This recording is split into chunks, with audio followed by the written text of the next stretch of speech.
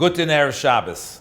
Today's timeless value that I'd like to discuss is the value of kindness and compassion, and particularly as it relates to navigating a difficult conversation. In this week's Parsha, Yaakov makes Yosef swear that he will not bury him in Egypt, but rather transport his body to be buried in the Ma'aras HaMachpelah together with his fathers in Hebron. A few psukim later, Yaakov tells Yosef, he reflects on the time when Rachel passed away, and he tells Yosef, I buried her on the side of the road, and I didn't bring her to the Ma'aras HaMachpelah.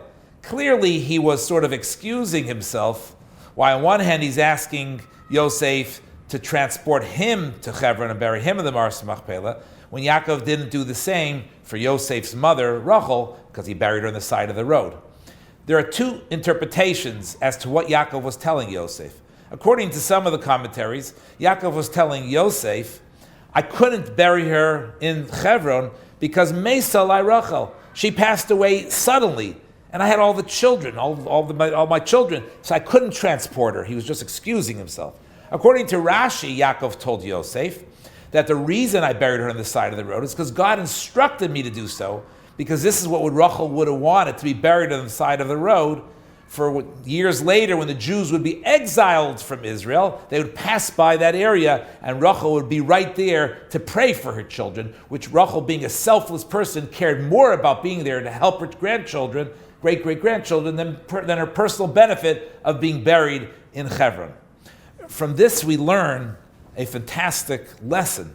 You see, Yaakov wasn't only interested in excusing why he didn't bury Rachel in the Ma'aras HaMachpelah, because that would not provide any solace or comfort to Yosef, who was clearly would have been upset why his mother wasn't buried in the Ma'aras HaMachpelah. This would just excuse or explain why Yaakov didn't do it.